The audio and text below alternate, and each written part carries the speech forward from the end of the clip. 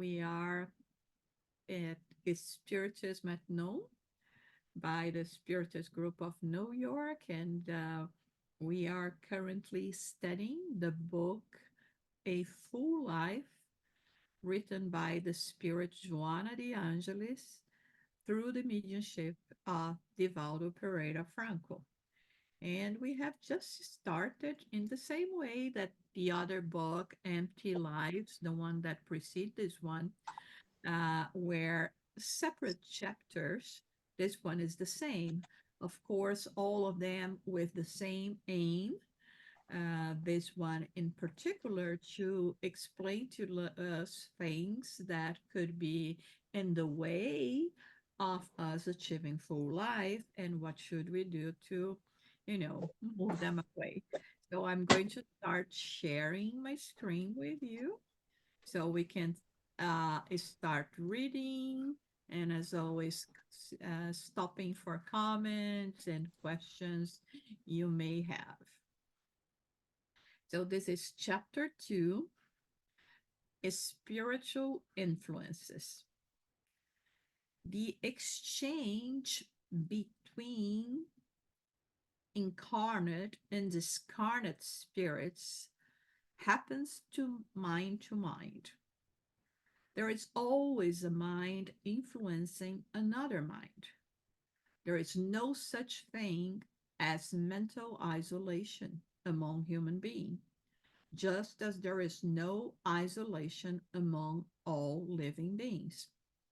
Mental interrelationship is intense because it emanates from divine mind, which sustains life in the universe. And since our planet finds itself in a real moral war, the forces for good are under continuous attack by the forces of evil. Minds that for thousands of years have wanted to see love be defeated cannot bear to witness the progress of society and the arising of emotional harmony among human beings.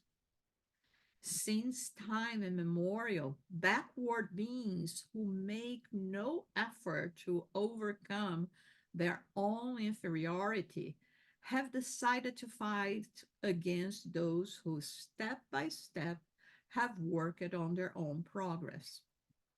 Emissaries of the truth have always come to the planet to convey austere and safe guidelines to alter the primitive structures and invariably attacked for trying to change the existence status quo. Persecuted and massacred, they gave massacred.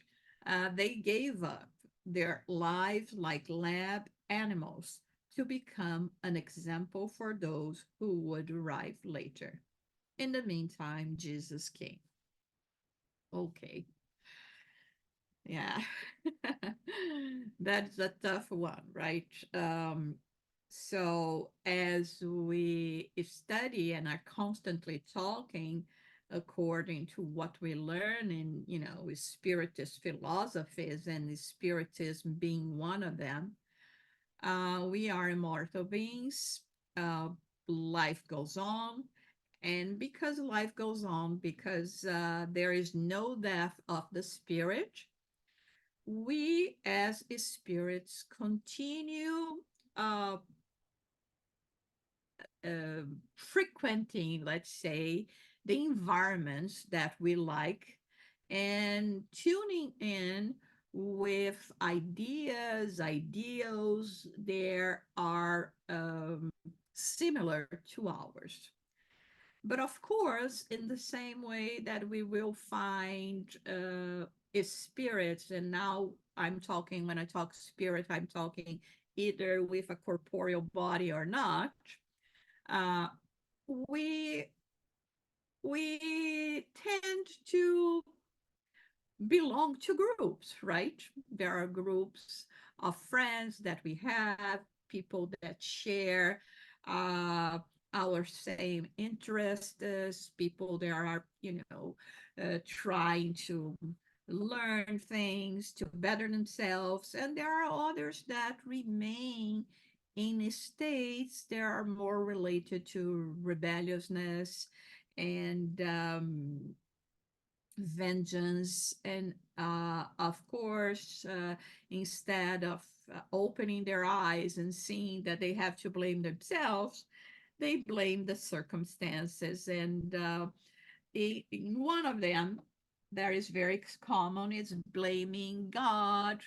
And as a consequence, Jesus and everything that can lead us to God.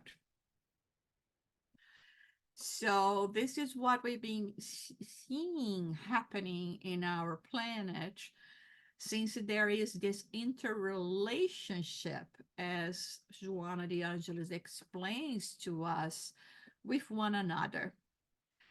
And of course, those that think one way and that is more backward, um, we will find in spirits of this nature a greater tendency, to be full of themselves.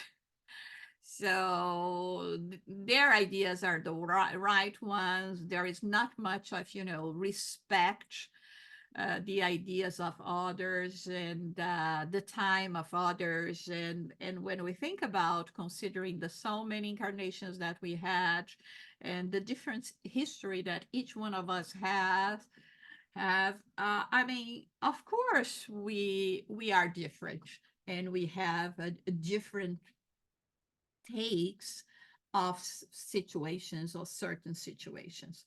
So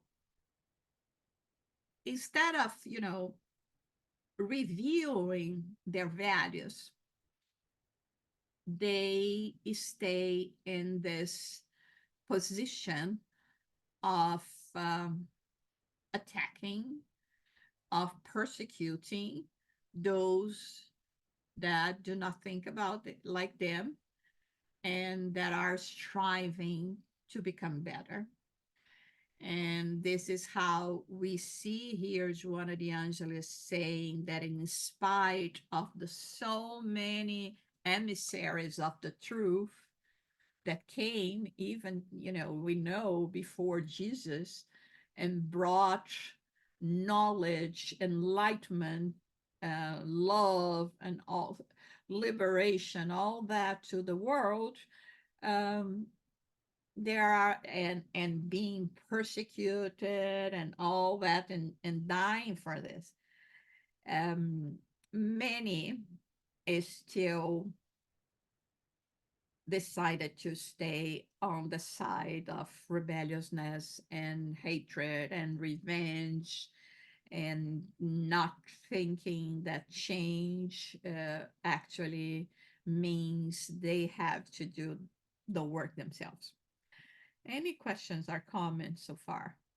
See, so yes, sir.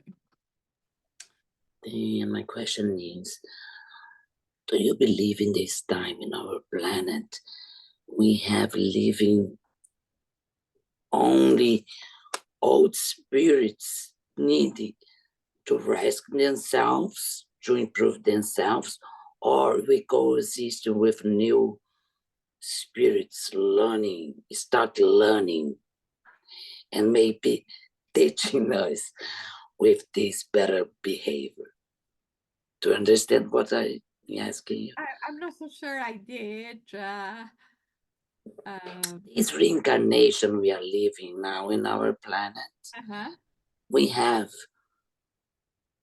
all population are old spirits living again in this reincarnation as an opportunity to rise our faults, or we are here living with brand new spirits. Maybe they are teaching us or learning with our behavior and mistakes and improve. Yeah, yeah. I mean, at the stage that we are as planet Earth, according to the classification of worlds that we have in the Gospel according to Spiritism, that, by the way, April 15, 2024, completed 160 years since its publication. The spirits, just for the sake of us understanding, they divided, they did a classification of worlds, being the first level of worlds, the primitive, the second level, the trials and atonements, the third one, the regeneration, and then the I think it's the happy words, and that. So as far as we know, okay, at least as the great majority of people on earth, we are all spirits that have been reincarnated for quite some time, especially now in this time of transition. There would be, I mean, if we think logically, there would be no reason why spirits recently created would come to a world that is already going through, a third grade, right? Considering the first one, primitive, and trials and atonements, and then the third one, the regeneration. So as far as we know, those are spirits that have been connected to planet Earth, not to more primitive worlds. And many of them actually started in different worlds and have been downgraded many eras ago to our planet here, planet Earth. But let's say after 20,000 years or more, they are already planet Earth citizens. But what we learn from the spirits is that because this is a crucial moment for with the transition and everything, all the spirits that have a slight chance to reevaluate their ways and showing any sign of goodwill that would make them fit to a world of, regeneration, they would be having a new chance on planet Earth. And this is what is happening now. That is the reason why when we look today, we hear many people saying it looks like we went backwards. I mean, there is so much going on that is more in, let's say, it is not something that we should be seeing in the 21st century, right? This is the reason, because those spirits, they have a slight chance, and you have to give those chances when we think about, the creator being all good and just. And so this is what is happening. But of course, they are at a crucial moment that they have, I'm saying they, but we could be one of them, right? We have been wasting so many time, and now we have to catch up, right? But then it requires just too much. It's like, when you are postponing indefinitely, let's say that you are about to move from a house to another house, and you keep on postponing, being on top of everything you have to do to move, on the part of packing and all that, and even on the part of going to the new apartment. Say, oh, no, I still have time. I still have time. So the day arrives that you have just to live. And now you have to do all this work. You really have to catch up. And they say, no, it's too much work. and think like, things will fall into place. It's like, I throw everything to to the air, and okay, and they will fall right into place. No. And so this is what is happening, the frustration of having so much to do and to admit. Like, I mean, when you start thinking, maybe there are things that I should admit to myself. Okay. Following day, yeah, I was thinking the other day about it. Maybe I'm always being not so nice to my neighbors. This is something that I could do. Yeah, okay. I mean, we go into stages, but in their cases, is either they do it now or they will not conform with the situation that we will have. And it's a huge step because, see, here she's saying those who step by step have worked on their own progress. Now, those spirits, they have to jump. And it is just too much. So, what is their escape mechanism? Giving up, thinking, I'm never going to do it. And you know what? It's not because I'm wrong, they are wrong. Look, there are so many that think like I do. Uh, they are trying to make me feel like I don't fit, but they are the ones that are wrong. And as a consequence, they are all my enemies. And I will not support any of them. And I will do everything I can to prove that they are not right and not that strong. And this is what is all this lesson is about. Marcelle? Just a comment that I remember because yesterday I read with in the gospel with my kids a way to isolate of the bad energies. Chico Xavier used it to do this, and I said, "Oh, this is a good way. It's simple to put in our nowadays." So he always choose the word.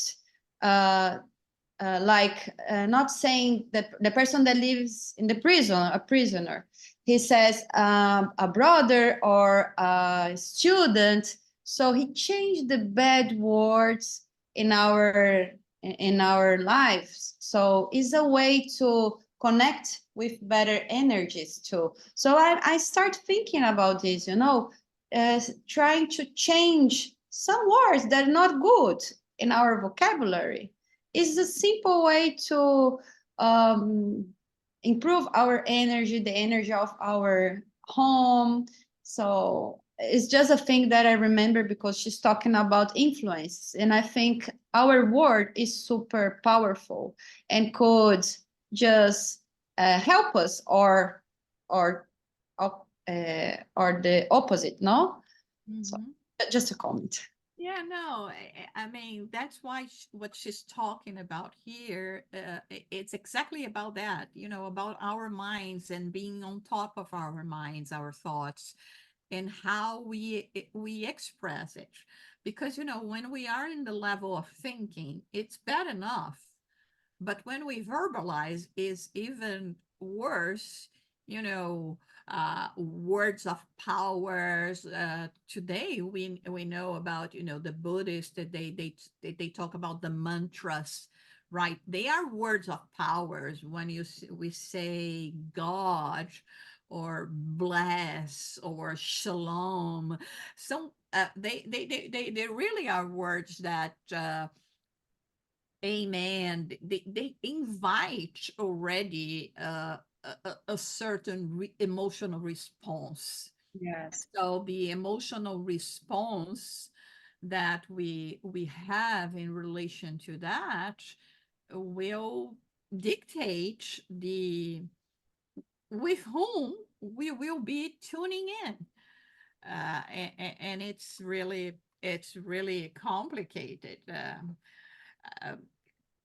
But you see, all this invitation, everything that Joanna de Angelis is telling us right now is that in a way,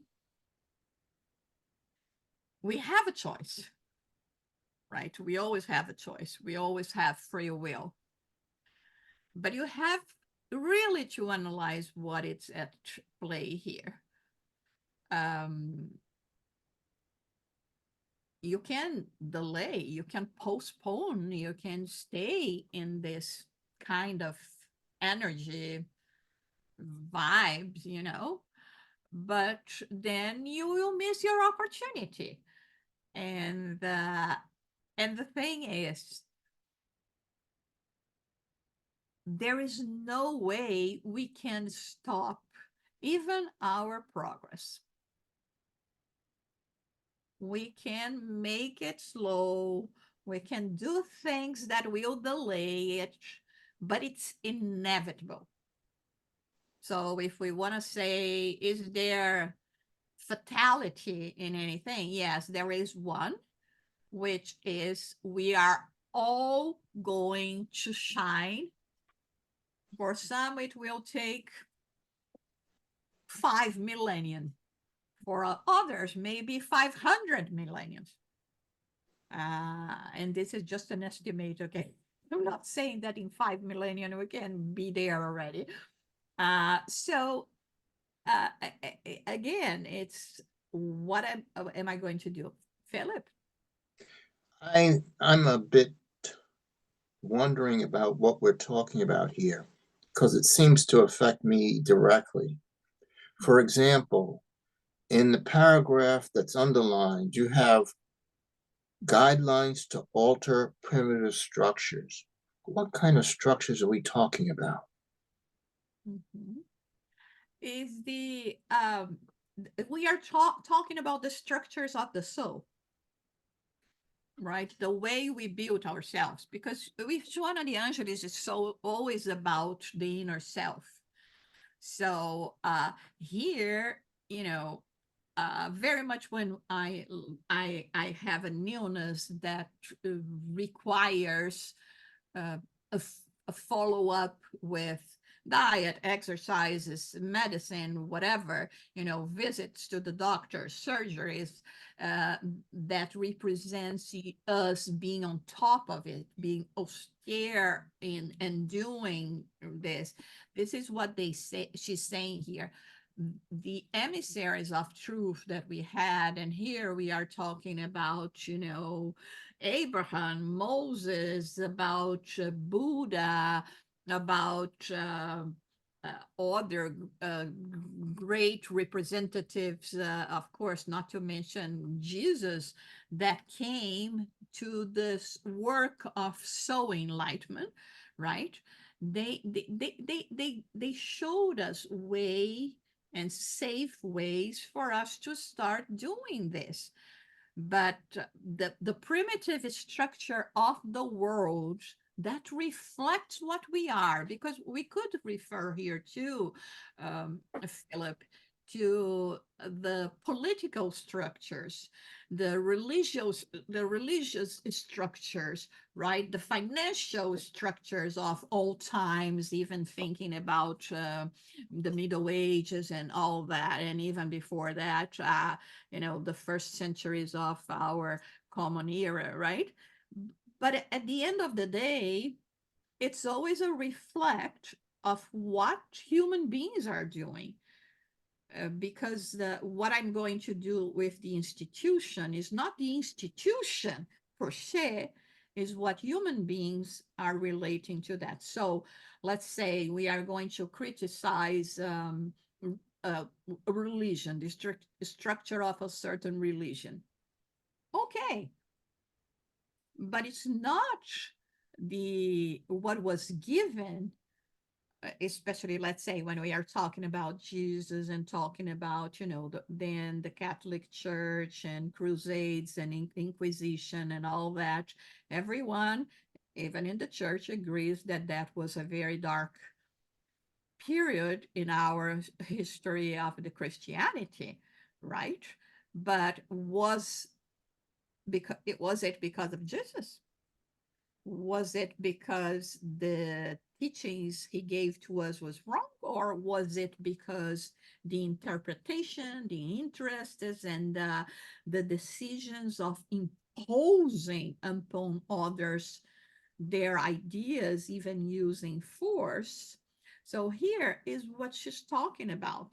Those primitive structures that can be a reflex when you say about a religious structure, but at the end of the day, we are talking about people. We are talking about us using all the teachings, all the knowledge and examples that the emissaries of truth brought to us, and put that in practice. Was it clear now, or more, not really? Well, I understand what you're talking about. Yeah. No, I'm trying to relate it to my own environment. And Yeah. that's where I have the challenge, Mm-hmm. because I find myself in a position where I'm content with where I am. I like where I live, and I want to continue. And most of the people I'm around me that are associated with me want to go somewhere else. So Mm-hmm. we have a conflict Mm-hmm. that I don't feel I need to leave. I love where I am. Mm-hmm. So it's not the same thing. So Yeah. it's a different issue. Mm-hmm. Yeah. I mean, it has something to do because, at the end of the day, like we were talking here about the interrelationship that we have, since Mm-hmm. we are all connected and mostly, with our family circle and friends and etc., uh, we have to balance all the alternatives, right? Yeah, it's kind of tricky. Mm-hmm. Uh, so let's read a little more. So in the meantime, Jesus came. Before him, bloody and devastating wars decimated peoples and nations, reducing them to dust.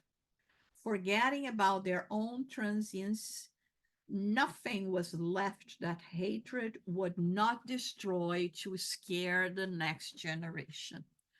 They were later born in other civilizations that also let themselves be annihilated by vandals and oppressors, who in turn also succumbed under the weight of death while experiencing persecutions and betrayal. The heavens offered beauty through literature, the arts and magnificent constructions to develop sensibility.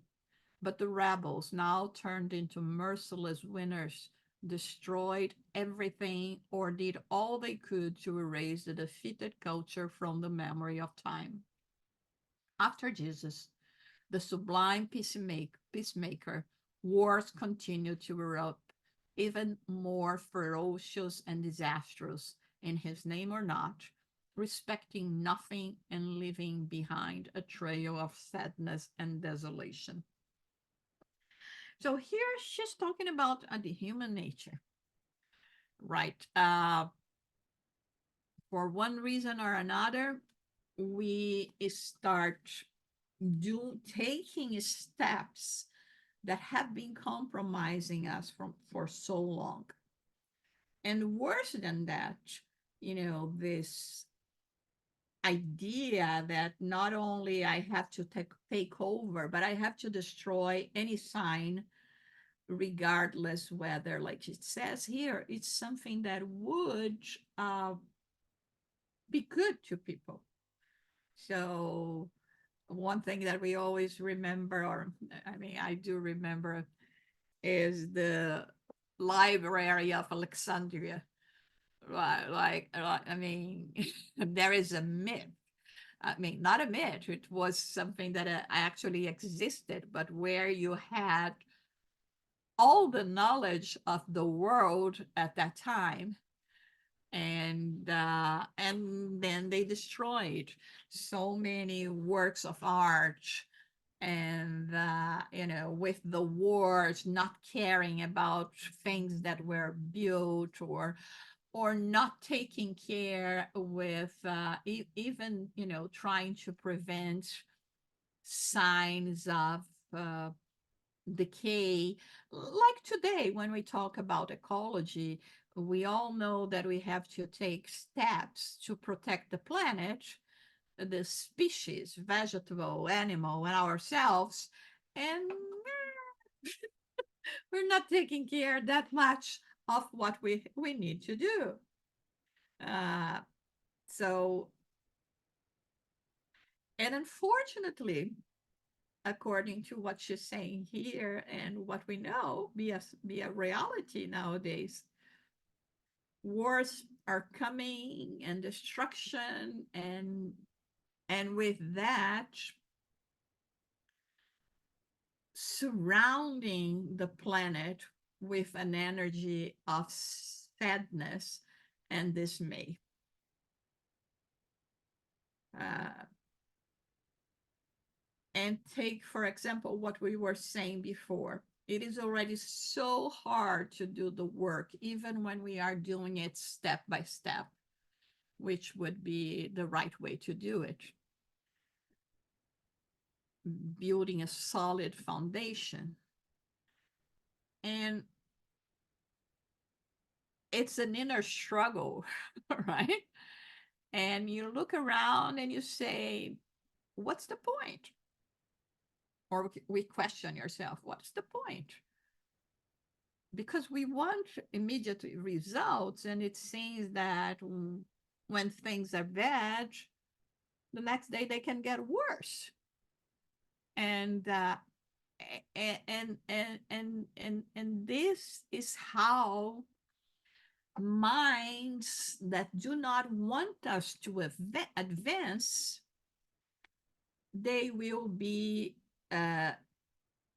influencing us to really think that whatever we are doing to improve ourselves, to improve the planet, is not worth, and we are wasting our time. Any comment, question? So let's read a little more. Through the successive changes experienced by the planet, desert sands and ocean waters covered some of those civilizations that are now slowly being discovered. And those scholars are carefully revealing their secrets. There is no real learning capable of changing present-day behavior in that regard. So she's actually mentioning, look, there was an entire civilization that we are, digging here and seeing, that was destroyed by wars, by other human beings. Are you going to do the same? Are you walking in the same,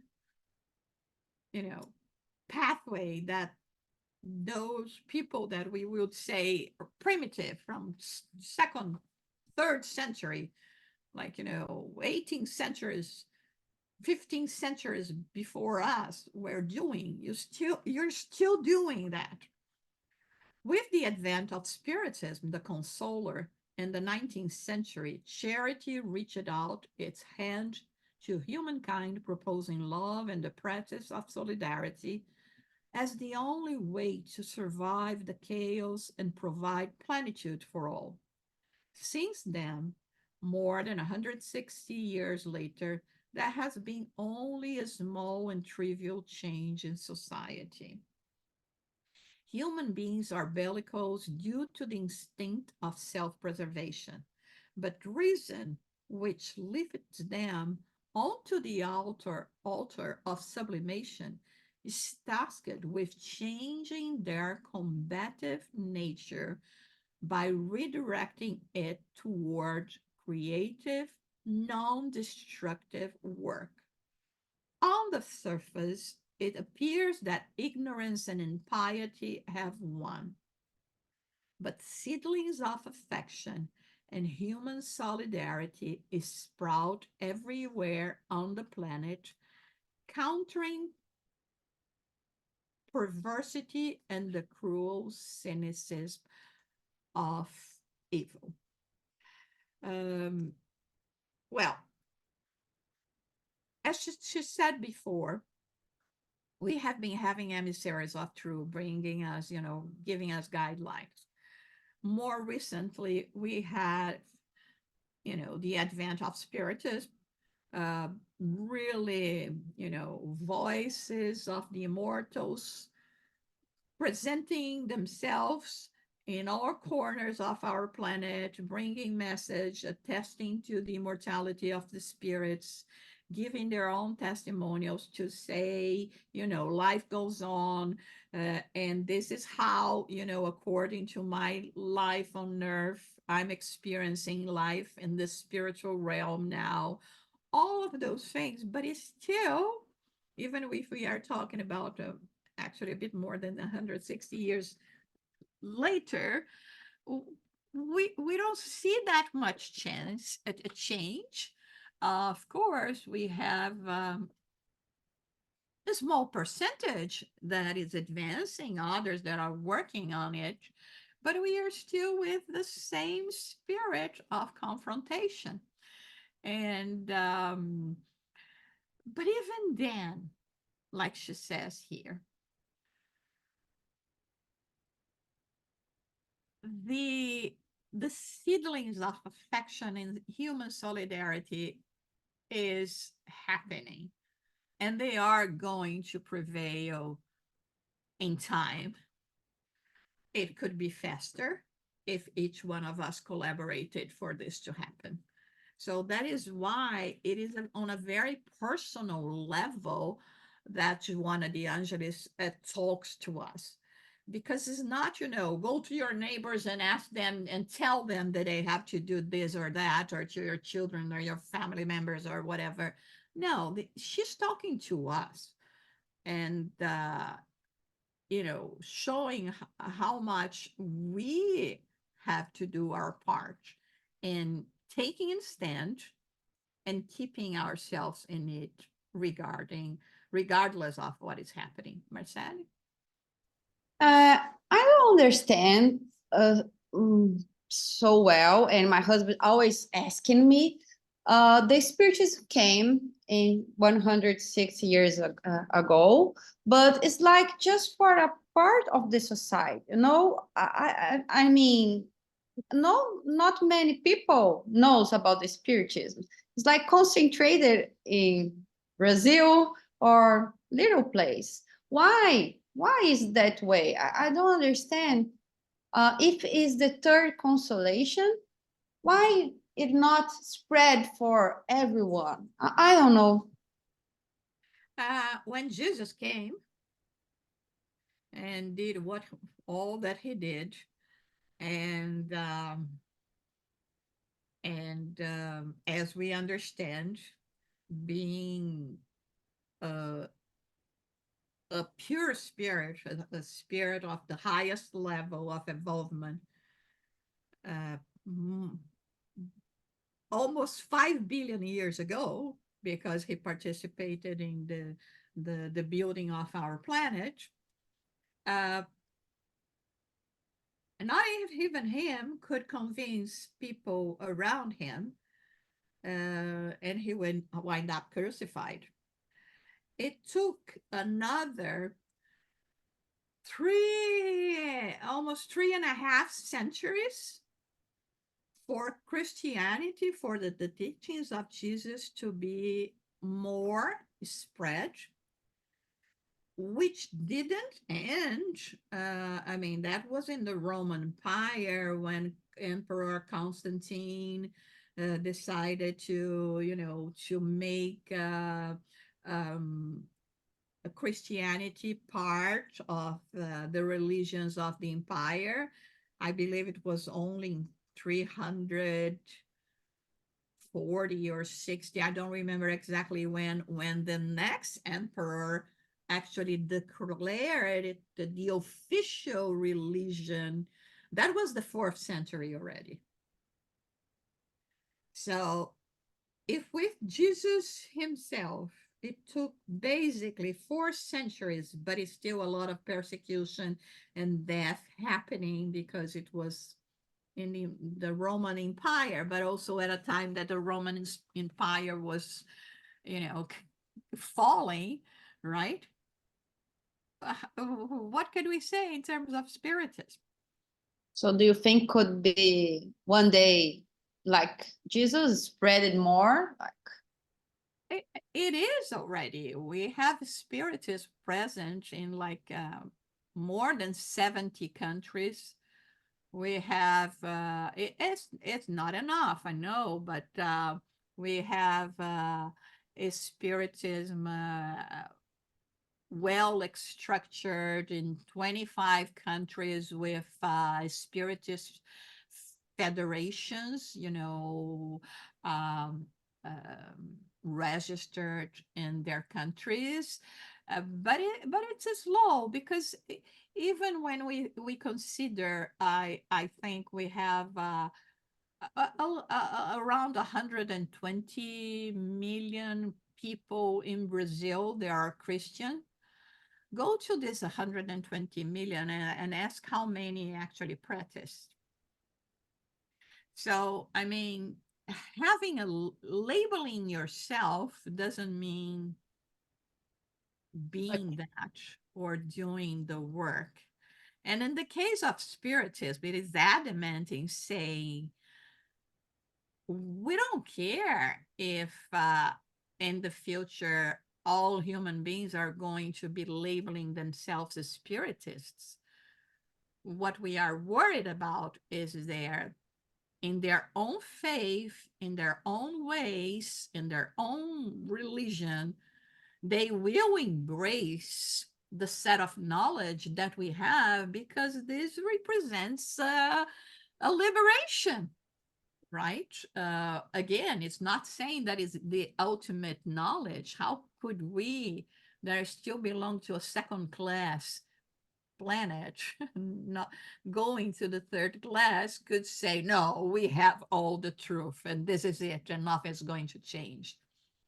It was what Jesus said. Jesus said, I could not give you everything, and many things will be forgotten or even misuse it. That's why, and the right time, we will send a reminder to bring back and then expand a little bit according to our understanding. So I think this is the answer. Nothing happens overnight. thank you. Because all the time, my husband is, if spiritism is the 3rd consolation, why just in Brazil, a lot of Brazilians are spiritists, and no one like, because a lot of people ask about our religion and say, I'm spiritist. What? Like, I live in Mexico, I live in Argentina, and the people, what are you talking about? So I just want to answer in a good way to my husband. If I may, I would suggest to you guys to watch on Netflix now. There is a mini series. I think it's just 3 chapters, 3 episodes about Moses. I will see. And then I think he will have his answer, because all those people that were with Moses crossing the desert for 40 years, oh my God, God has just came and parted the Red Sea for them to go through. And they were whining and whining before, I don't know why I left. My life is going to be hard. At least I was a slave there, but I had 1 meal a day. Now I don't know when I'm going to be eating or this or that. And then God comes and opens the Red Sea, let's say, or make it possible to happen, going according to the laws of nature that, there may be a lot of explanations, but it was, the coincidence. It's very intriguing. They go, as soon as they go, and the Egyptians that were following them, wanting to destroy them, trying to follow, and the sea just goes back to its place and prevents them to reach the Hebrews. Few miles away, they are already complaining. Oh, but what is God that is not showing us, giving us water, or giving us this, or giving us that? Come on. I mean, and so you will see how hard it is. And it's not, instead of questioning the validity of the thoughts of the revelation, we should asking ourselves, or human beings, if we have all that, why don't we do it? And this would be completely unnecessary if, for starters, we would already be following Abraham. But no, then Moses had to come. I'm talking about the Judaico-Christian because of references, but of course there are in other cultures as well. And Krishna and all that, Confucius and Lao Tse and so many. And we had all that. The message is not different. So it's not about the validity of the thought of being first, second, third revelation, but it's, how many more reminders or emissaries of truth will we need until we realize that we have to start doing something about it. So it is slowly because it's hard.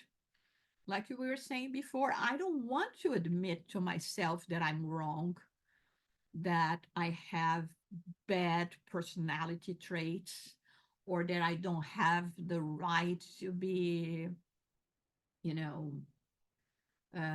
crossed with people, or even peoples, or, this is the problem. But watch the Moses it's very well done, and I really enjoyed it.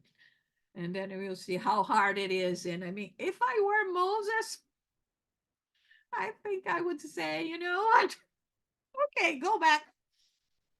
Just go back and continue being enslaved for how many more generations? They were being slaves in Egypt 400 years.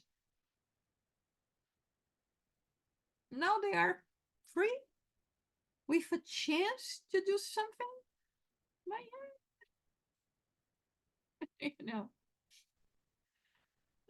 That's what happened. So, well, I guess we can stop here because we can continue talking, but with the text we will continue next week because there is still a lot to go.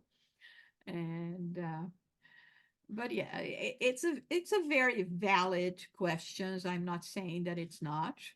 Okay, but this is normally something that we don't take into the consideration all the things, Um, in this case, if we were going to think about that, we would say, why don't we have just one religion then? I think there are more than 6,000 different religious organizations in the world. But as we have one book, it says, but don't worry, the right one is yours. So, it's just Christian, Protestants, Catholics, Jewish, Muslims. Why at least we don't have just one? Or why all of them are not combining just one if we are all seeking for the same thing? and inner enlightenment. And so, yeah. Was never talked about religions. No, always talking about love, but we need religion, maybe, because we are so not evolved, Yeah. and we need to religion to be better, maybe in this moment that we live. Yeah, yeah, definitely. That is, religion refrains people uh, to to do even more bad things. Maybe. Yeah, even if believing in God, like, having the perspective of heaven or hell or this and that, it's already hard. Imagine if we didn't have those restraints, right? But religion is not for that. Is not for us to be afraid of the creator, or or being uh, kept in a tight leash. It is exactly the opposite, is to give us freedom. Okay. And also for me, I believe the religion make the people engage with each other, not feel alone in the way we choose to take. Mm-hmm. Yeah. We have some support from each other to Yeah. have each other together. Mhm. It is a community, right? And one gives supports to the other, and it's always good when, like we were saying, when we have validation, right? I mean, there are more people that think like me, that are in search of things like I am. So, it it gives you all the support. Okay, so we are going to be finishing now.